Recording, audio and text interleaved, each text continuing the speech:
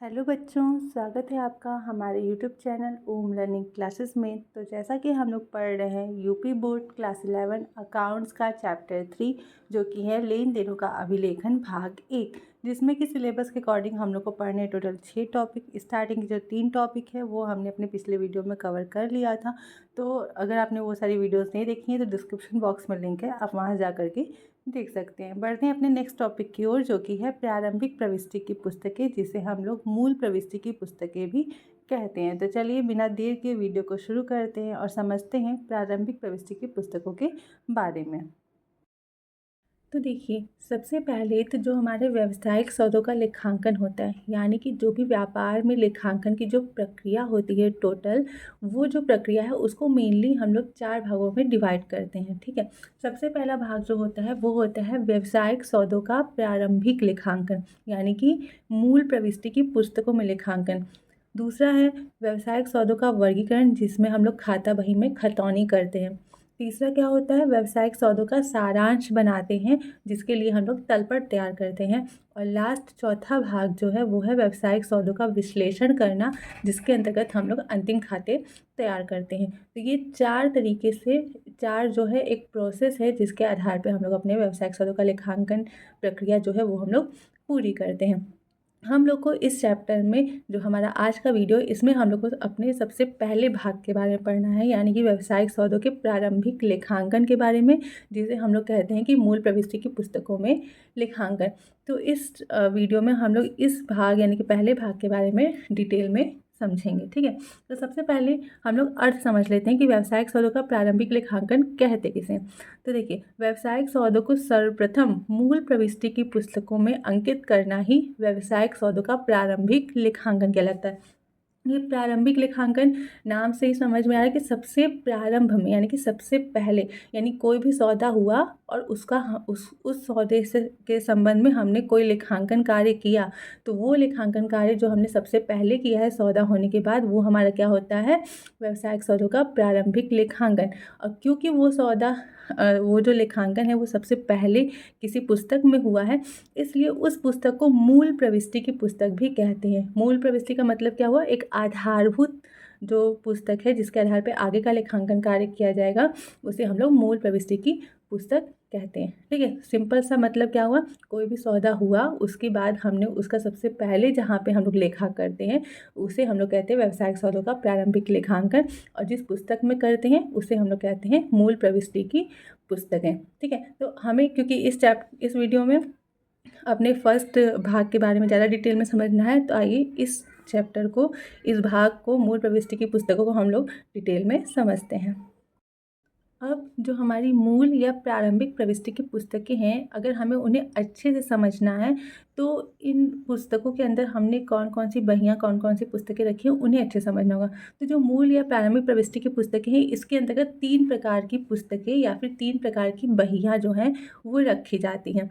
सबसे पहला होता है कच्ची बही, जिसे हम लोग वेस्ट बुक भी कहते हैं। दूसरा होता है नकल बही या पंजी या रुजनामचा, जिसे हम लोग इंग्लिश में जर्नल भी कहते हैं। और तीसरा है सहायक बही, यानी कि इसे हम लोग सब्सिडियरी बुक्स भी कहते हैं। तो ये 3 प्रकार की बहियाँ हैं जो कि हमारी मूल या प्रारंभिक प्रविष्टि की पुस्तकों के अंतर्गत आती हैं। अब आइए सबसे पहले हम लोग समझते हैं कि हमारी कच्ची बही यानी कि वेस्ट बुक होती क्या है।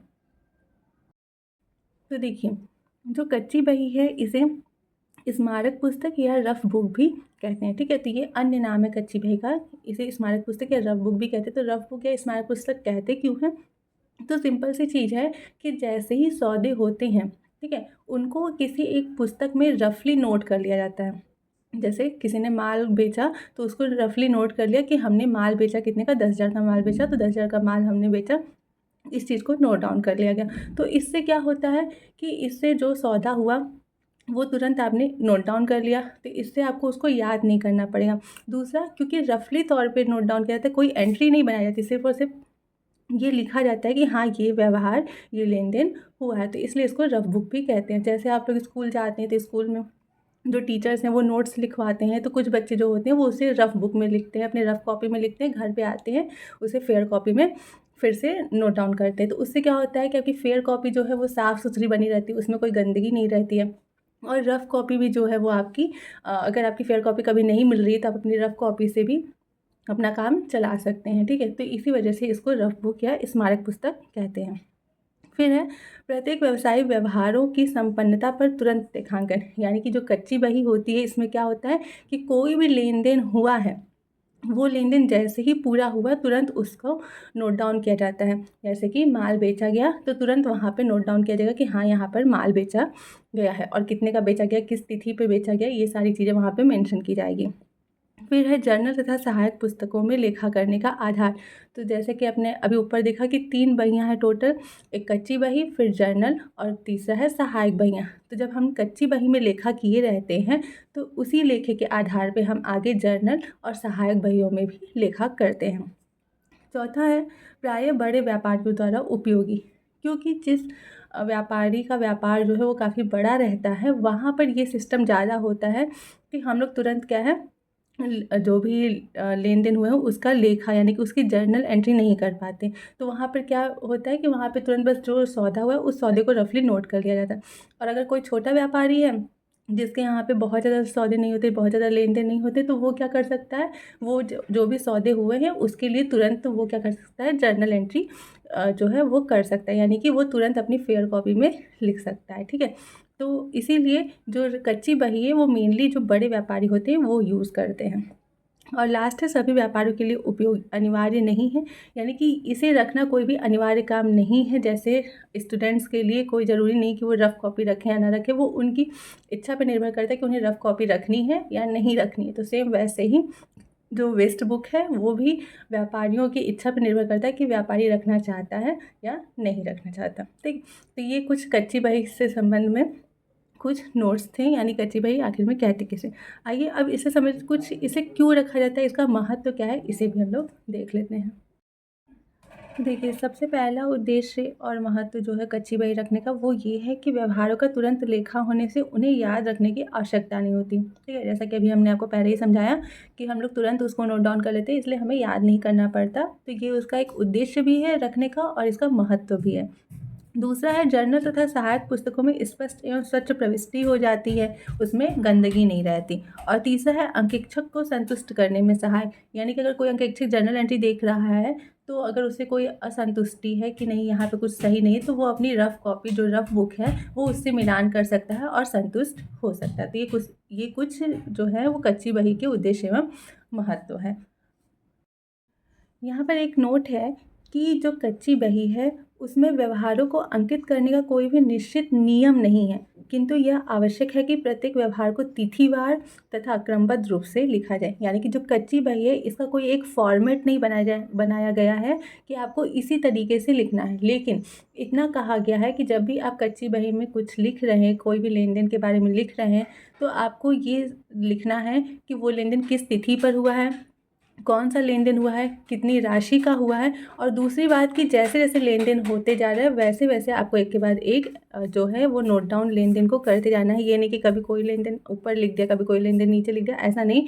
आपको एक क्रम में जो है वो लेन देनों को नोट डाउन करना है, ठीक है। तो यहाँ पे एक छोटा सा हमने फॉर्मेट बना दिया, जैसे देखिए यहाँ पे तिथि दी है और यहाँ पर हमने लिखा है कौन सा लेन देन, कौन सा क्या हुआ, कितनी राशि का हुआ, और ये क्रम में चलेगा, यानी कि डेट एक के बाद दूसरा डेट, ऐसे हम लोग आगे करते जाएंगे, ठीक है। तो ये था हमारा कच्ची बही के संबंध में जितने भी पॉइंट्स थे वो हमने क्लियर कर लिए। अब आगे बढ़ते हैं और चलते हैं अपनी दूसरी बही की ओर जो कि है जर्नल। देखिए, जो जर्नल शब्द की उत्पत्ति है वो फ्रेंच भाषा के, ठीक है, फ्रेंच भाषा के च्योर शब्द से हुई है, ठीक है। जो जर्नल शब्द लिया गया है ये कहाँ से लिया गया है, फ्रेंच भाषा के च्योर शब्द से लिया गया है और इसका अर्थ होता है डायरी या फिर दैनिक पुस्तक, ठीक है। अतः जर्नल से आशय ऐसी पुस्तक से है जिसके अंतर्गत व्यवसाय में होने वाले समस्त व्यावसायिक सौदों को दैनिक आधार पर तिथिवार व क्रमानुसार प्रभावित होने वाले खातों को डेबिट एवं क्रेडिट करते हुए संक्षिप्त विवरण के साथ लिखा जाता है, ठीक है। यानी कि जो कच्ची बही है वहाँ पे तो हमने ये मेंशन कर दिया कि किस तिथि पे कौन से लेन देन हुए हैं और कितनी राशि के हुए। जर्नल में हम लोग क्या करते हैं, यानी कि रफ़ कॉपी से फेयर कॉपी में जब हम लोग लिखते हैं तो उस टाइम बस हमारा क्या यहाँ पे चेंजेस होता है, इतना ही चेंजेस होता है कि हम लोग उन लेन देनों के लिए एक एंट्री करते हैं, ठीक है। एक जो पर्टिकुलर एंट्री होती है, जो एक पर्टिकुलर प्रविष्टि होती है लेन देनों की, वो हम लोग जर्नल में करते हैं। ठीक है, और ये एंट्री जो होती है, जैसे मान लीजिए कच्ची बही है तो 1 तारीख को जितने भी लेन देन हुए, जो लेन देन होते गए उनको हम लोग रफ बुक में नोट डाउन करते गए। जब पूरा दिन बीत गया, रात के टाइम में, शाम के टाइम पे जब हमारा व्यवसाय बंद होता है, उस टाइम में एक के बाद एक जो भी लेन देन हुए हैं उनकी एंट्री जो है वो एक के बाद एक एंट्री की जाती है। इसलिए यहाँ पर मेंशन किया गया है कि दैनिक आधार पर किया जाता है। तिथिवार यानी कि 1 तारीख का, फिर 2 तारीख का, फिर 3 तारीख की, ऐसे एंट्री की जाती है। क्रमानुसार यानी कि एक के बाद एक जो लेन देन होते गए हैं उनके आधार पर एंट्री की जाती है। फिर लिखा है प्रभावित होने वाले खातों को डेबिट एवं क्रेडिट करते हुए। तो जब हम लोग जर्नल एंट्री करते हैं तो हम आपको पहले भी समझा चुके हैं कि 2 खाते मेनली प्रभावित होते हैं, जिसमें से एक को हम लोग डेबिट करते हैं और दूसरे को क्रेडिट करते हैं। तो उन्हीं के आधार पे जो है यहाँ पर प्रविष्टि की जाती है, और साथ में उस प्रविष्टि के साथ एक संक्षिप्त विवरण लिखा जाता है कि वो एंट्री आखिर में क्यों की गई है, मतलब किस लेन देन के लिए वो एंट्री की गई है, ताकि उसको देख के हमें ये समझ में आ सके कि हाँ, हमने इस लेन देन के लिए ये एंट्री की है। ठीक है, तो सिंपल सा जर्नल जो है वो हमारे फ्रेंच भाषा के जोर शब्द से लिया गया है, जिसका अर्थ है डायरी या फिर दैनिक पुस्तक। और इसका सिंपल सा मतलब होता है कि व्यवसाय के अंतर्गत जितने भी व्यावसायिक सौदे हुए हैं उनको दैनिक आधार पर तिथिवार और क्रमानुसार प्रभावित होने वाले जो भी उसके खाते हैं उसको डेबिट और क्रेडिट करते हुए संक्षिप्त विवरण के साथ किसी पुस्तक में लिखा जाए, वो हमारा होता है जर्नल। और क्योंकि सभी जो लेन देन है वो सबसे पहले नॉर्मली जर्नल में ही लिखे जाते हैं, यानी कि अगर किसी ने कच्ची बही नहीं रखी तो वो जर्नल में ही लिखेगा, और अगर कच्ची बही रखी है तो भी फेयर कॉपी तो जर्नल ही कहलाएगी। तो इसलिए ये माना जाता है कि सबसे पहले जो प्रविष्टि हो रही है वो जर्नल में हो रही है, इसलिए जर्नल को प्रारंभिक प्रविष्टि की पुस्तक और प्रधान पुस्तक भी कहते हैं। ठीक है, और लास्ट में एक छोटा सा नोट है कि जर्नल में लेखा करने की जो क्रिया होती है इसे हम लोग जर्नलाइजिंग कहते हैं। ठीक, तो सिंपल सा ये था जर्नल का अर्थ।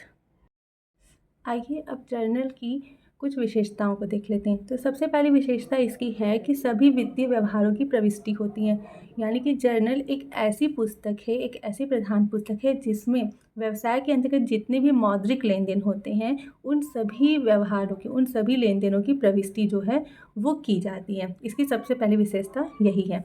दूसरा है कि सभी व्यवहारों की 2 पक्षों में प्रविष्टि होती है, पहला डेबिट और दूसरा क्रेडिट। जैसा कि हम आपको बताए हैं कि जो प्रविष्टि होती है उसमें मेनली 2 खाते प्रभावित होते हैं, जिसमें से कि एक खाते को हम डेबिट करते हैं और दूसरे खाते को क्रेडिट करते हैं। ठीक, तीसरा है व्यवहारों का क्रमानुसार व तिथिवार लेखा, यानी कि एक के बाद एक जितने व्यवहार होते गए हैं उनके लिए लेखा किया जाता है, और डेट का भी वहाँ पे बहुत ध्यान दिया जाता है, यानी कि एक के बाद एक आगे आने वाली डेटों का जो है हम लोग एंट्री करते जाते हैं।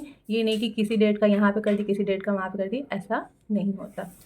फिर है खाता बही तथा तलपट का आधार, यानी कि जो जर्नल हमारी बुक है इसके आधार पर ही खाता बही, मतलब आगे का जो हमारा चरण है, जैसे कि अभी हमने 4 भाग देखे थे, उस 4 भाग में जो हमारा दूसरा भाग था जिसमें कि हम लोग खाता बही तैयार करते हैं और तीसरा था तलपट तैयार करते हैं। तो इन दोनों ही बहियों को तैयार हम लोग किसके आधार पर करते हैं, जर्नल के आधार पर करते हैं। ठीक, पांचवा है प्रत्येक प्रविष्टि के साथ एक संक्षिप्त विवरण। जैसा कि अभी आपने अर्थ में समझा कि हर एक प्रविष्टि के साथ नीचे एक छोटा सा संक्षिप्त विवरण लिखा जाता है कि वो प्रविष्टि क्यों की गई है। और लास्ट है कि एक ही प्रविष्टि में कई व्यवहारों का लेखा, यानी कि संयुक्त प्रविष्टि। ठीक है, तो सॉरी यहाँ पे ये 7th है। तो यानी कि कभी कभी क्या होता है कि बहुत सारे ऐसे लेन देन होते हैं जिसमें कि एक ही खाता कई बार प्रभावित होता है, तो अपना समय बचाने के लिए और अपनी एनर्जी बचाने के लिए क्या होता है, उन सभी सौदों की प्रविष्टि जो है वो एक साथ कर दी जाती है, उसे हम लोग संयुक्त प्रविष्टि कहते हैं। इसके बारे में अभी हम लोग जो है किसी सेपरेट वीडियो में अच्छे से समझेंगे कि संयुक्त प्रविष्टि क्या होती है और इसमें कैसे लेखा किया जाता है। ठीक है, और लास्ट है लेन देनों की रिकॉर्डिंग की शुरुआत, यानी कि रिकॉर्डिंग की शुरुआत यानी कि लेखा करने की शुरुआत जो है वो कहाँ से होती है, जर्नल से ही होती है। ओके, तो ये कुछ विशेषताएं थी हमारे जर्नल की। अब आगे हम लोग अब जर्नल का क्या महत्व है उसके बारे में भी थोड़ा सा देख लेते हैं। तो देखिए, जो सबसे पहला महत्व है जर्नल का वो है व्यवहारों की पूर्ण जानकारी। क्योंकि जर्नल जब हम लोग बनाते हैं तो उसमें किसी भी सौदे के संबंध में जब हम लोग कोई जर्नल एंट्री करते हैं, साथ में एक संक्षिप्त विवरण भी लिखते हैं, उसकी राशि भी लिखते हैं और वो कब हुआ है उसका तिथि भी लिखते हैं। तो इस आधार से, इस वजह से हमें क्या है, किसी भी एक पर्टिकुलर लेन देन के बारे में सिर्फ अगर हम लोग जर्नल एंट्री देख लें तो उस लेन देन के बारे में हमें पूरी जानकारी मिल जाती है कि वो कब हुई है, कौन सा लेन देन हुआ है, कितनी राशि की हुई है। तो ये सारी जानकारी हमें जर्नल से मिल जाती है। दूसरा, कालानुक्रमिक रिकॉर्ड, यानी कि एक तिथि के बाद दूसरी तिथि का रिकॉर्ड किया जाता है। तो इससे अगर हमें किसी पर्टिकुलर डेट के बारे में देखना है कि उस पर्टिकुलर डेट पे कितने लेन देन हुए थे या फिर कौन से लेन देन हुए थे, तो हम आराम से जा कर के अपना उस डेट का जर्नल जो है वो ओपन करके वहाँ के लेन देनों को देख सकते हैं। तीसरा, अंकगणितीय शुद्धता की जाँच। अंकगणितीय शुद्धता की जाँच इसलिए हो जाती है नॉर्मली क्योंकि जितनी राशि से हम लोग डेबिट में जितनी राशि हम लोग दिखाते हैं, उतनी ही राशि हम लोग क्या करते हैं, क्रेडिट साइड में भी दिखाते हैं। तो अगर हमारा डेबिट और क्रेडिट साइड का योग बराबर नहीं आ रहा है तो इससे हमें ये पता चलता है कि हमने कहीं ना कहीं जो है वो राशि को लिखने में गलती की है। और अगर हमारे दोनों साइड का योग बराबर है तो 90% 98% चांसेस रहते हैं कि हमारा जर्नल जो है वो सही बना है। ठीक। फिर चौथा है खाता बही तथा तलपट का आधार। तो अभी आपने विशेषता में देखा कि खाता बही और तलपट जो है वो जर्नल के आधार पर ही बनाए जाते हैं। पांचवा है त्रुटि की कम संभावना। कम संभावना इसलिए होती है क्योंकि पहले कच्ची बही में जो लेन देन रिकॉर्ड हुए रहते हैं उन्हीं के आधार पर जर्नल एंट्री की जाती है। तो जो और तिथिवार होता है, क्रमानुसार होता है, तो जो त्रुटि की संभावना है वो क्या होती है, वो कम हो जाती है। छठवां है डेबिट क्रेडिट की जानकारी, यानी कि कौन सा खाता किस लेन देन में कौन सा खाता डेबिट हुआ है और कौन सा खाता क्रेडिट हुआ है, इसकी भी प्रॉपर जानकारी हमें जर्नल एंट्री से को देखने से मिल जाती है। सातवां है विशेष योग्यता की आवश्यकता नहीं, यानी कि अगर कोई डेबिट और क्रेडिट के नियम को अच्छे से समझ ले तो उसे किसी विशेष योग्यता की आवश्यकता नहीं होती है जर्नल को बनाने। फिर आठवां है न्यायालय में साक्ष्य के रूप में मान्य, यानी कि न्यायालय में अगर कोई विवाद हो जाता है तो वहाँ पर जो हमारा जर्नल है उसको एज अ सबूत जो है, एविडेंस, हम लोग वहाँ पे प्रस्तुत कर सकते हैं। और लास्ट है अंकेक्षण में सुविधा। तो जो भी ऑडिटर होते हैं जो कि हमारे बुक्स वगैरह चेक करते हैं, उनको भी जो है वो जर्नल से काफ़ी आराम मिलता है चेक करने में। ठीक है। अब ये कुछ हमारे महत्व थे। लास्ट में कुछ है सीमाएं, मतलब जर्नल की भी कुछ दोष हैं, कुछ सीमाएं हैं जिसके आगे वो काम नहीं कर सकता, उन्हें भी हम लोग देख लेते हैं। तो बहुत ज़्यादा दोष तो नहीं है इसके, बस थोड़े बहुत एक आध दो दोष हैं। तो वो दोष या सीमा आप कह सकती हैं यही है कि बड़े व्यवसाय में केवल एक जर्नल अनुपयुक्त, यानी कि अगर कोई बड़ा व्यवसाय है जहाँ पे लेन देन की संख्या बहुत ही ज़्यादा है, वहाँ पे अगर वो सिर्फ और सिर्फ एक जर्नल के आधार पे अपने लेखांकन कार्य को स्टार्ट कर रहा है तो उसे बहुत दिक्कत हो सकती है। वहाँ पे उसको कुछ जर्नल के साथ कुछ अन्य बहियों का भी प्रयोग करना पड़ेगा, जिसे हम लोग सहायक बहियाँ कहते हैं। तो बड़े व्यवसाय के लिए थोड़ी सी अनुपयुक्त साबित होती हैं अगर वहाँ पे लेन देन की संख्या बहुत ज़्यादा है, तो वो भी तब अनुपयुक्त होंगी जबकि सिर्फ और सिर्फ जर्नल पे ही आप डिपेंडेंट हैं। अगर जर्नल के साथ आप और सहायक बहियाँ यूज़ कर रहे हैं तो कोई दिक्कत नहीं है। दूसरा है किसी विशेष खाते की शेष की जानकारी उपलब्ध ना होना। जैसे कि मान लीजिए कि आपको देखना है कि आपका माल खाता में कितना पैसा है, यानी कि या फिर आपका जो है व्यवसाय उसमें कितने का माल बचा है, तो ये आपको उससे पता नहीं चल पाएगा। ठीक है। बहुत ज़्यादा दिक्कतें होंगी देखने में, पता करने में, और वैसे तो पता नहीं हो पाएगा। और वैसे ही लास्ट है रोकड़ शेष की जानकारी उपलब्ध ना होना, कि व्यवसाय में कितना रोकड़ है आपके पास, व्यापारी के पास कितना पैसा बचा है कैश में या फिर बैंक में, इसकी भी कोई जानकारी उपलब्ध नहीं होती। तो सिंपल सा है कि जो हमारा जर्नल है उसमें हमें जो भी व्यावसायिक लेन देन हुए हैं उसके संबंध में बस एक जर्नल एंट्री हम लोग करते हैं, और उसके अलावा और कोई ख़ास जानकारी उससे हम लोग नहीं निकाल पाते। बस इतनी ही हमें जानकारी मिल पाती है कि कौन सी तिथि पे कौन सा लेन देन हुआ है, उसके लिए हम लोग एंट्री करते हैं सारी डिटेल के साथ। ठीक है। तो ये कुछ सीमाएं हैं जर्नल की। और लास्ट है अब हमारा जर्नल का प्रारूप, यानी कि जर्नल का जो मेन फॉर्मेट होता है जिसके अंतर्गत हम लोग एंट्रीज़ लिखते हैं, वो कैसे बनाया जाता है। तो आप जैसा सिंपल सा देख सकते हैं, सबसे पहले ऊपर हेडिंग दी जाती है जर्नल एंट्रीज़। ठीक है। लेकिन अगर आप के जो क्वेश्चन है वहाँ पे लिखा है कि मोहन की पुस्तकों में जर्नल एंट्री करिए या फिर सोहन की पुस्तकों में जर्नल एंट्री करिए, तो वहाँ पर आप क्या लिखेंगे, आप लिखेंगे इन द बुक्स ऑफ, जो भी नाम रहेगा उस व्यक्ति का या फिर उस कंपनी का नाम, और फिर लिखेंगे जर्नल एंट्रीज़। ठीक है, मेनली आपका फॉर्मेट यही है, आपको लिखना क्या है, इन द बुक्स ऑफ। अगर नाम दिया है तो आप नाम लिखिए, नाम नहीं दिया है तो आप ऐसे ही छोड़ दीजिए, और यहाँ पे फिर लिखिए जर्नल एंट्रीज़। ये सबसे पहले हम लोग ऊपर यहाँ पे ऐसे शुरुआत करते हैं। ठीक, उसके बाद आते हैं जो मेन हमारा प्रोसेस है। तो आप देख सकते हैं कि टोटल 5 कॉलम्स बनते हैं। सबसे पहला कॉलम होता है डेट का, दूसरा होता है पर्टिकुलर, तीसरा है LF, चौथा है अमाउंट डेबिट का, और पांचवा है क्रेडिट का अमाउंट। ठीक है, तो इसमें हम लोग लेखा कैसे करते हैं, डेट में हम लोग मेंशन करेंगे जिस तिथि पे वो लेन देन हुआ है। विवरण यानी पर्टिकुलर के अंतर्गत हम लोग उस लेन देन के संबंध में एक जर्नल एंट्री करेंगे और साथ में एक संक्षिप्त विवरण लिखेंगे। LF जो है, LF का मतलब होता है लेज़र फॉलो, यानी कि लेज़र फॉलो का मतलब है कि इस एंट्री के संबंध में लेज़र में जो आगे खाता बही है उसको हम लोग लेज़र कहते हैं। लेज़र में कौन से पेज नंबर पे लिखा जो है वो खाता बना हुआ है। जैसे हम लोग का इंडेक्स होता है ना, इंडेक्स में नंबर्स दिए रहते हैं, हम लोग वो पेज नंबर खोलते हैं तो हमारा वो चैप्टर ओपन हो जाता है। सेम वैसे ही यहाँ पे जो लेज़र फॉलो का नंबर यहाँ पे डाला जाता है, ताकि इससे हमें ये पता चल सके कि इस लेन देन के संबंध में कौन से पृष्ठ पे खाता बही में खतौनी की गई है। तो ये जब हम लोग जर्नल एंट्री करते हैं उस टाइम ये नंबर नहीं डाला जाता है, ये नंबर तब डाला जाता है जब हम लोग खाता बही तैयार करते हैं। उस टाइम हम लोग जिस पेज पे खाता बही में इससे रिलेटेड एंट्री करेंगे वही पेज नंबर यहाँ पर मेंशन हो जाएगा। तो ये मेनली जब हम लोग जर्नल बनाते हैं तो उस टाइम ये कॉलम जो है ये ब्लैंक रहता है, यानी खाली ही रहता है। और फिर डेबिट का अमाउंट जो है, जो खाता डेबिट होगा उसके सामने डेबिट का अमाउंट, और जो खाता क्रेडिट होता है उसके सामने जो है वो क्रेडिट का अमाउंट दिखाते हैं।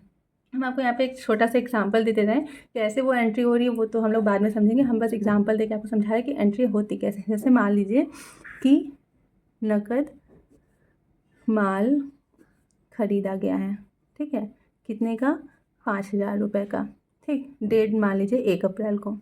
ओके, अब इसके लिए हम लोग को जर्नल एंट्री करनी है तो कैसे करेंगे, इस फॉर्मेट में सिंपल सा, डेट में सबसे पहले अप्रैल 1 डालेंगे। ओके, अब नकद माल खरीदा, इसकी एंट्री क्या होती है, इसकी एंट्री होती है कैश अकाउंट डेबिट।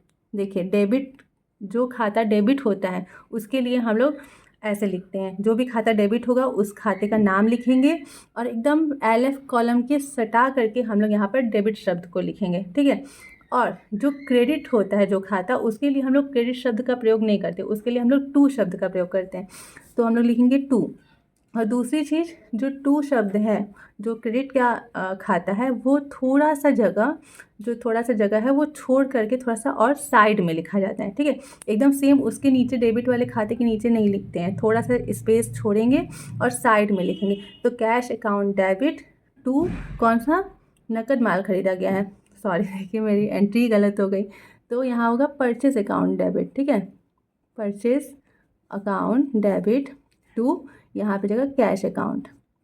ठीक है, ये एंट्री कैसे हुई है वो अभी आप वो मत समझिए, आप बस ये देखिए कि एंट्री ऐसे होती है। ठीक है, तो नकद माल खरीदा, इसकी एंट्री होती है purchase account debit to cash account, यानी कि जो खाता डेबिट होगा उसको हम लोग यहाँ पर सबसे पहले लिखेंगे और डेबिट शब्द जो है वो LF के एकदम कॉर्नर में लिखेंगे। ठीक है, और जो खाता क्रेडिट होगा उसके लिए क्रेडिट शब्द का यूज़ नहीं करेंगे, उसके लिए हम लोग टू शब्द का यूज़ करेंगे। और दूसरी चीज़ कि थोड़ा सा स्पेस दे करके लिखेंगे। ठीक है, तो यहाँ पे हो गया टू कैश अकाउंट। अब हमने जो हम आपको बताते हैं संक्षिप्त विवरण, तो यहाँ पे संक्षिप्त विवरण लिखेंगे। तो जब भी हम लोग जर्नल में संक्षिप्त विवरण लिखते हैं तो यहाँ पर 2 शब्द का यूज़ कर सकते हैं आप, या तो आप बिंग शब्द का यूज़ करिए या तो आप फॉर शब्द का यूज़ करिए। ठीक है, इन दोनों में से किसी भी शब्द का यूज़ करके आप अपने विवरण की शुरुआत कर सकते हैं, लेकिन इस शब्द का कोई मतलब नहीं है यहाँ पे, बस इस शब्द का यूज़ किया जाता है। तो जैसे हम यहाँ पे लिख दे रहे हैं बिंग।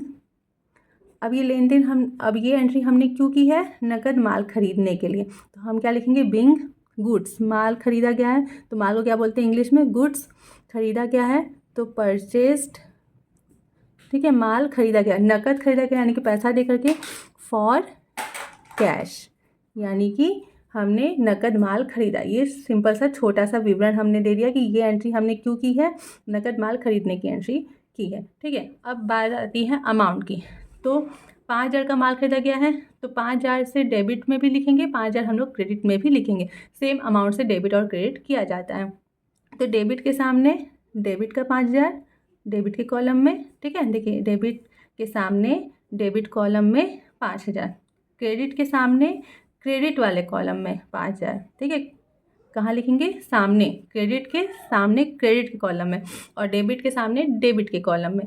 ठीक है, तो ये सिंपल सा हमारा जर्नल का फॉर्मेट है। सबसे पहले हम लोग ऊपर नाम मेंशन करेंगे कि हम लोग किसकी बुक में कर रहे हैं, तो in the books of XYZ जो भी कंपनी है, जर्नल एंट्रीज डालेंगे। फिर अपना कॉलम 5 कॉलम का एक फॉर्मेट तैयार करेंगे।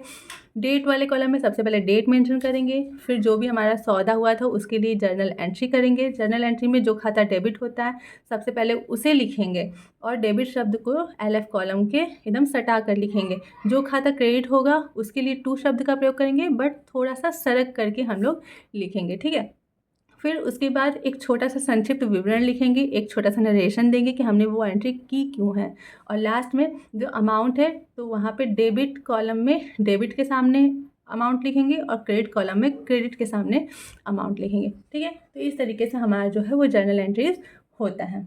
तो ये थोड़ा सा जो है वो जर्नल के संबंध में हमने आपको एक तरीके से थ्योरी पोर्शन आपको समझाया और ये जर्नल का फॉर्मेट था। तो आज की वीडियो में बस इतना ही। नेक्स्ट वीडियो जो है उसमें हम लोग अपने जर्नल से रिलेटेड जो है वो कुछ न्यूमेरिकल्स को सॉल्व करेंगे और समझेंगे कि जर्नल एंट्रीज होती कैसे हैं। ठीक है,